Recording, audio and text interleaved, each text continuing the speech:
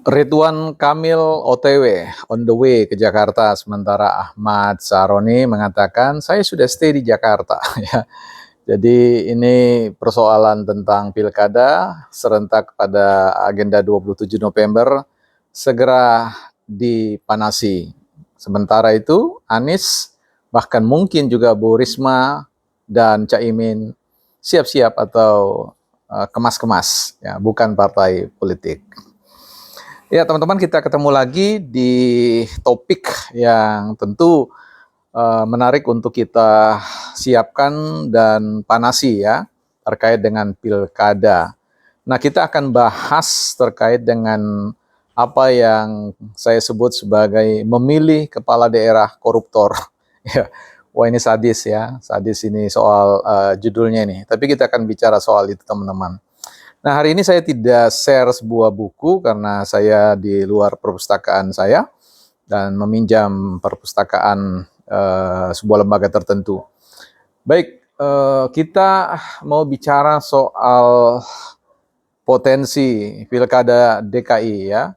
Karena ketika kita berbicara tentang perebutan RI 1, itu DKI merupakan sebuah cerminan karena memang secara strategis dia adalah daerah khusus ibu kota Jakarta yang nanti akan berubah fungsi menjadi pusat bisnis. Nah, ini penting sekali, ya, perubahan lanskap DKI ini dari pusat pemerintahan dan bisnis akan menjadi divided untuk dipisahkan antara pusat pemerintahan yang akan ada nanti di bulan Agustus di IKN, ya, untuk lokasi ibu kota baru.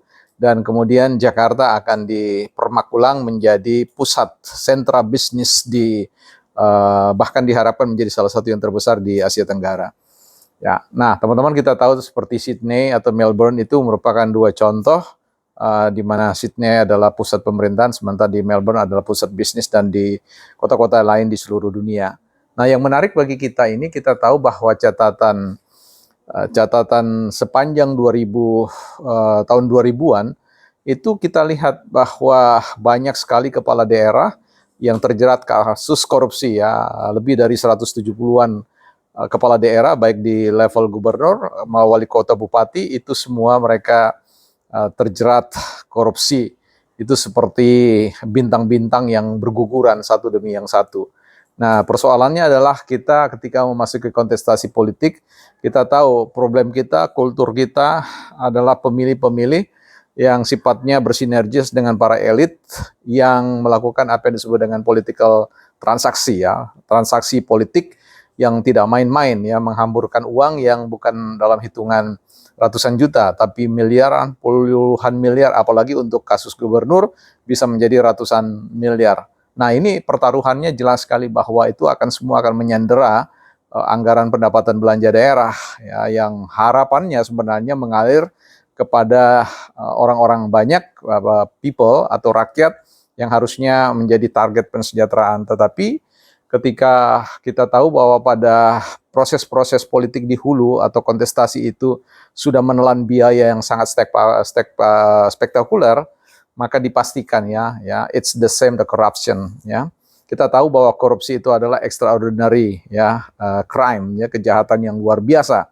Tapi memang anehnya perilaku pemilih kita ini, ya, kalau kita hubungkan dengan pileg kemarin, ya, kita banyak sekali, ya, cerita-cerita, ya, tentang adanya money politik itu sangat menjamur. Nah, ini yang sebenarnya kita tidak harapkan, ya, bahwa secara hukum kita tahu bahwa kesejahteraan kita itu bergantung pada tipikalitas pemilih kita atau bagaimana kemudian proses kita melakukan perubahan terhadap para kepala daerah, ya. Semakin banyak kos yang dikeluarkan oleh kepala daerah, maka tentu semakin sedikit, ya, kue yang bisa dinikmati oleh masyarakat.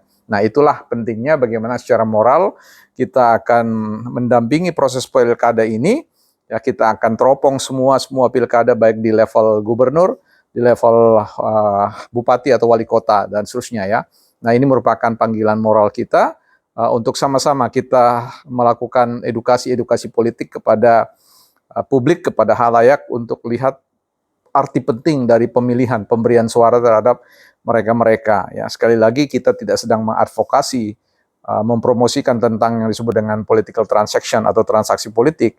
tapi kita berbicara tentang apa yang disebut dengan deliberasi politik atau politik deliberation, ya, terkait dengan bagaimana partisipasi banyak pihak, ya, seperti kita ini, ya, teman-teman yang berkomentar di sini, untuk sama-sama bagaimana membangun demokrasi yang berbasis pada keterlibatan kita di dalam policy making, pembuatan kebijakan, kemudian berbicara tentang implementasi kebijakan dan monitoring, ya, dalam konteks itu evaluasi kinerja kebijakan, yang tentu menuntut teman-teman bisa mempersiapkan diri, dan karena itu bukan partai politik ini akan menjadi salah satu ruang atau channel di mana teman-teman bersama-sama kita mengawal demokrasi, membangun sebuah pemerintahan yang baik, yang bersih, yang tentu harapannya adalah bermuara pada penciptaan kesejahteraan bagi masyarakat banyak. Nah, DKI kita mulai sebagai target, kita bincang-bincang tentang kontestasi politik, ya, apakah itu nanti bursanya akan diisi oleh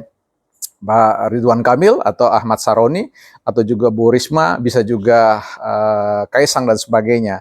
Ya, Caimin juga boleh bisa meramaikan bursa ini, bahkan apakah Anies kemudian akan kembali pulang kandang dan sebagainya.